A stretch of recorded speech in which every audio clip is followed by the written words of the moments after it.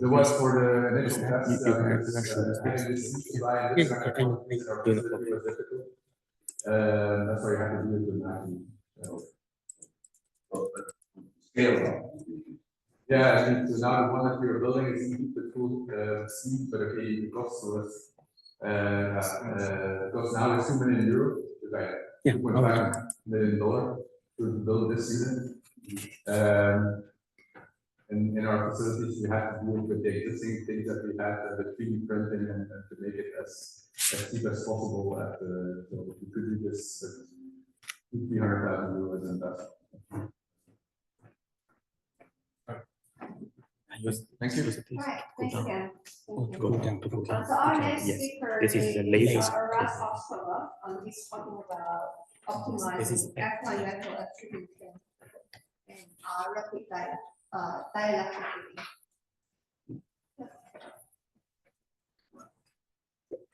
Thank you for introduction. Hello, everyone. My name is Arash Ostovar, and I'm a PhD candidate from University of Calgary. Without further ado, let's get started. So here's outline of my presentation. First, I'll talk about the energy system and potential technology for achieving net zero emissions. Oh, sorry. Thank you.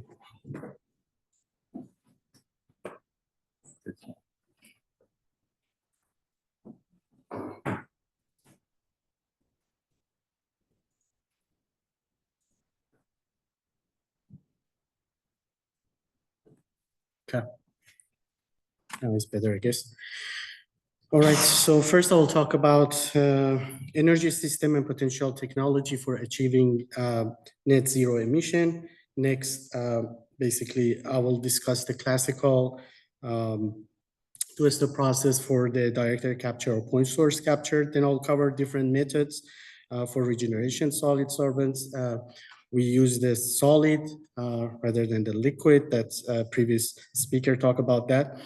Following that, I will discuss the application of dielectric materials. I will also talk about the microwave heating theory and the mechanism that we apply for adsorbent regeneration. Next, I will detail our experimental setup and key findings. Finally, I will highlight key takeaways. So, okay. The energy supply sector is the largest contributor to global greenhouse gas emission. As the key speakers pointed out yesterday and also today, there are many efforts to avoid the basically emission. So the big question is that, is there any silver bullet to do all, basically tackle all the issue? And I think the answer is no. We need a bunch of the copper bullets, maybe more than that many to tackle the issue.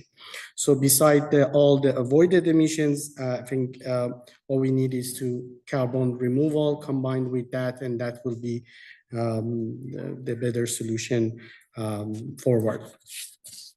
So, so moving from the traditional CO2 emission, basically as the emitting systems, to a sustainable net zero CO2, basically strategy require financial implications such as the carbon tax, which is the status quo of the carbon, right? And then basically we, in the bigger picture and under umbrella of the carbon capture, we need, I think, have the direct air capture combined with the point source capture, and both in the basically storage and the utilization of that one.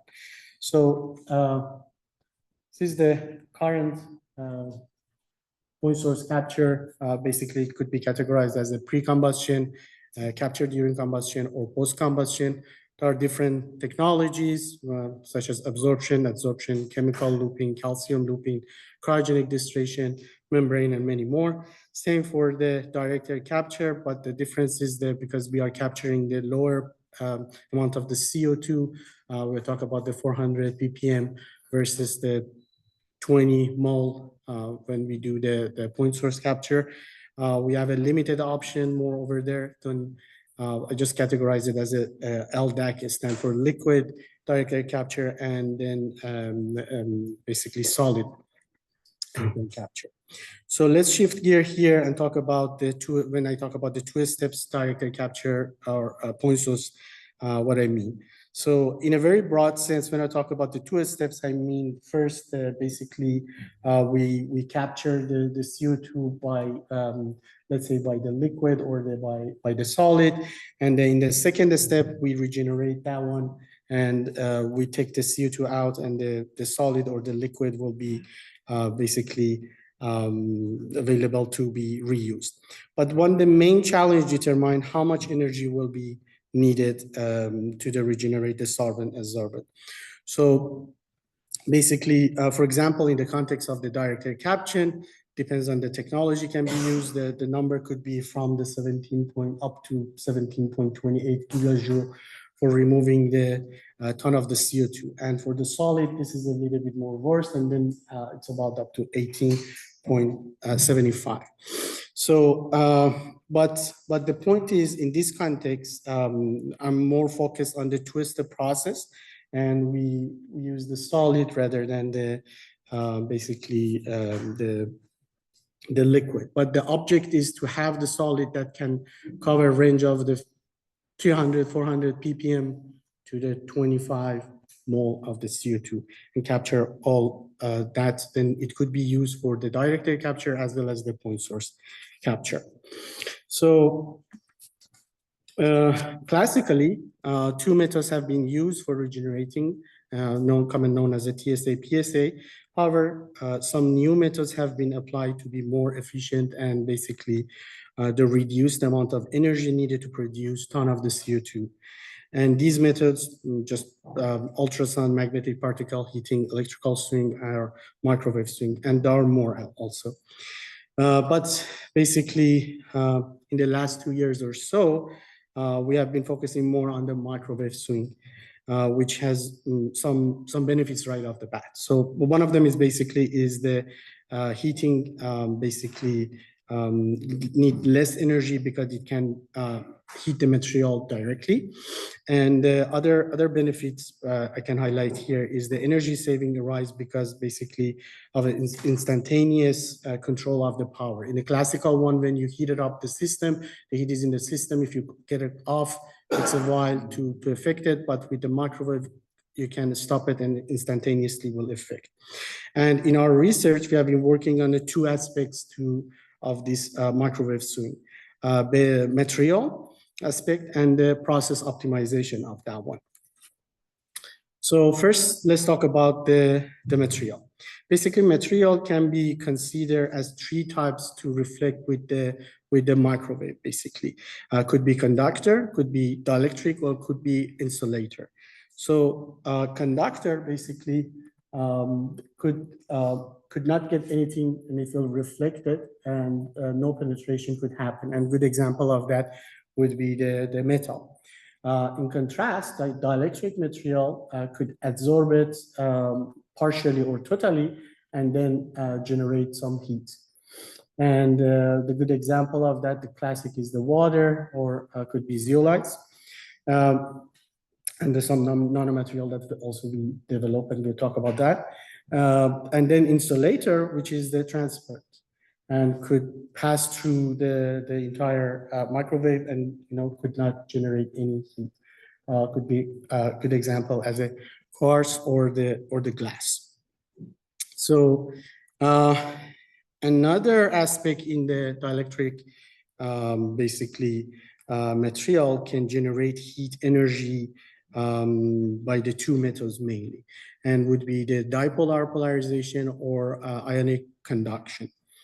So for the dipolar is a microwave field is oscillating the dipoles in the field line, causing the rotation and consequently could generate the heating. But for the ionic conduction, basically is a kind of the dissolved charge particle, usually could be ions, oscillate back and forth under the influence of the changing electric field and of course could generate heat. And so if I want to talk about the theory and the mechanism of that one, the power dissipated per unit volume into the material can be described in the comprehensive law. So we have the microwave magnetic terms of that one, and also we have the electric field. So today I will more focus on this one. However, we have done many more on the magnetic field heating, which we try to combine these two and to maximize the power. But due to the time, I will save this for another presentation. So another aspect is the penetration depth. The definition of that is basically a measure of the depth microwave penetration in a material, which is defined as a distance from the surface of the place at which the magnitude to the field strength drop up to about 0.37 at its value at the surface. So here there are 4 aspects which are or terms which are important. It's epsilon prime, which is the explained as a relative constant, which is the measure the ability of the dielectric material to store electrical energy. And the epsilon double prime basically is the relative dielectric loss, which it will be used for the field of basically energy into the heat. So these terms mainly is for the how, here how to store electric, and then it's the how and how much will be transferred to the heat. Same things term would apply for the magnetic one, which we are not talking about that today. So the penetration depth is very important parameter for the workload because it gives the basically immediate first order indication of heat distribution within the system. So one aspect of our research involved utilizing a dielectric material with maximum penetration, right? And maximize the heat generation. And also we were working on the capacity of the adsorbent as well, which could be applied on a direct air capture or could be the point source capture or both. And here we developed the nanomaterial, which basically we have the lithium, we have the calcium, and we have the sodium. So in this to present it for today, we develop it and we try the different material as well to optimize that one. But what we did is basically here we measured the attribution of the electric loss factor and dielectric constant separately in order to estimate the penetration depth. This can be seen converting electromagnetic field energy into heat rather than the storing on that one. So we try to maximize on that. So in this measurement, what we did is basically we did it in a range of the 1 gigahertz to the 14. And our setup basically is designed for 2.45 gigahertz. But you could see that depends on where we are in this spectrum. Basically the penetration depth could be changed.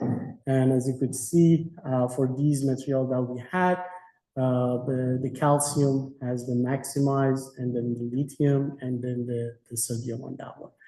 And this one has the basically correlation reversed with the E double prime, epsilon double prime over the epsilon prime factor, which is known as the tangent alpha.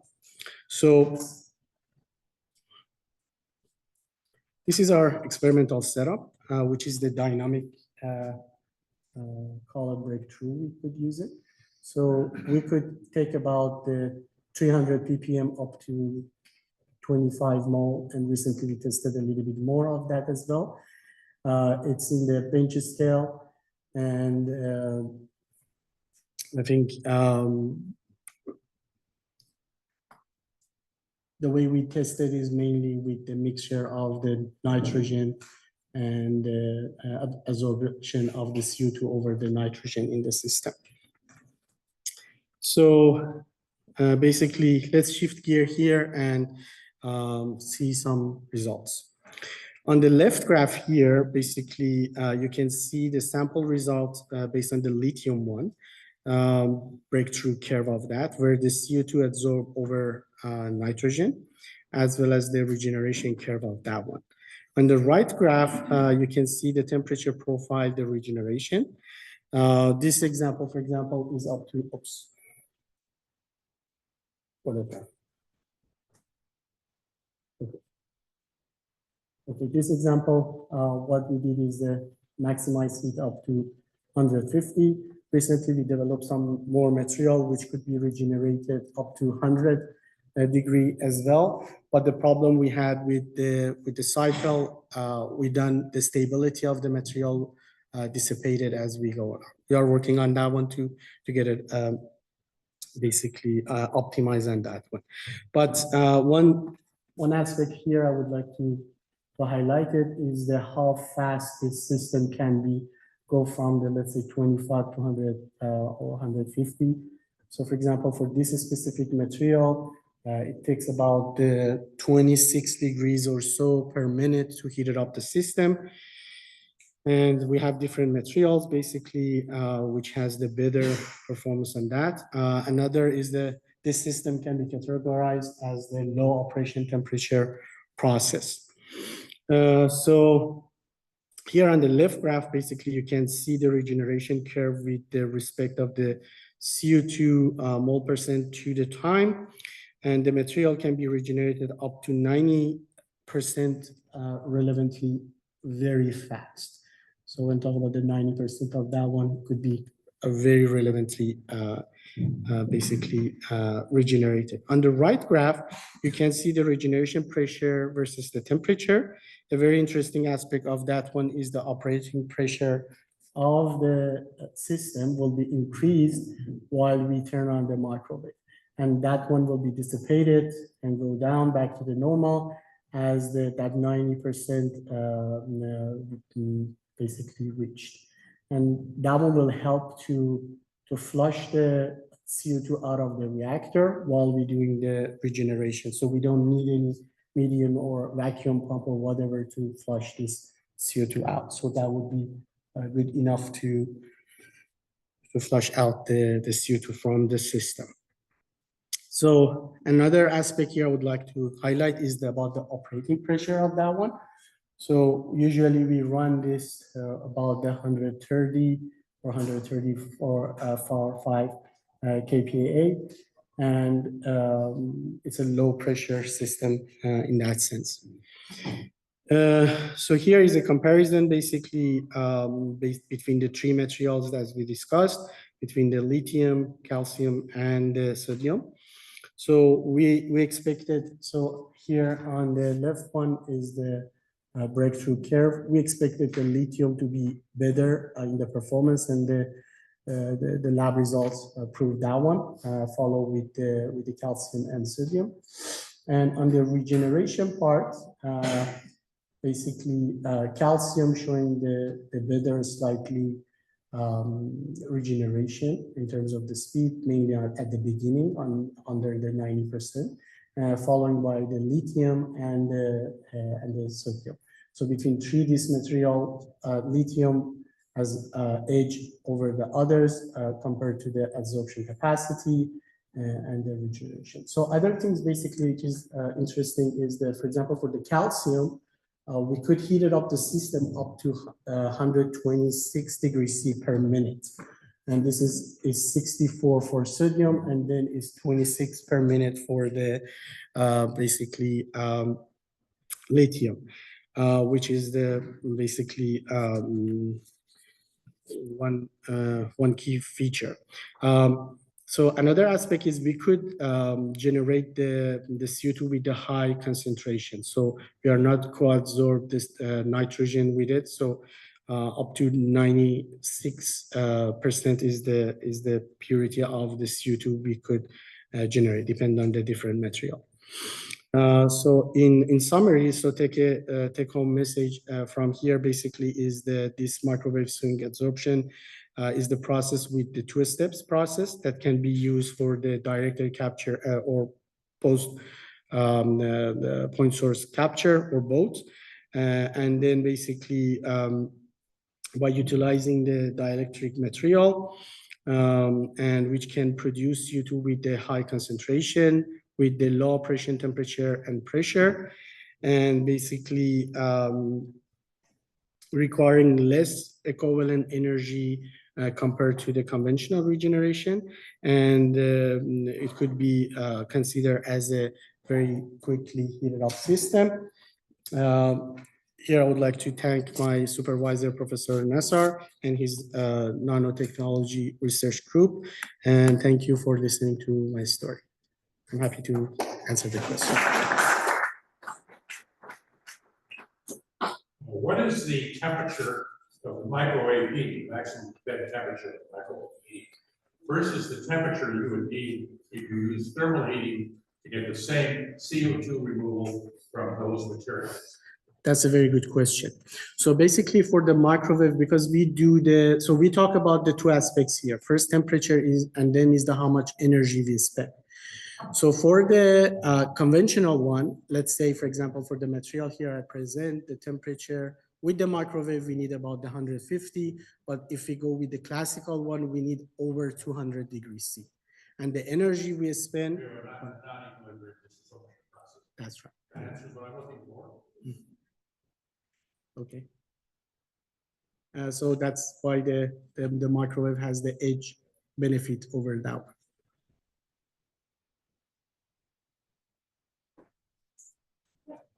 Thank you very much. Thank you.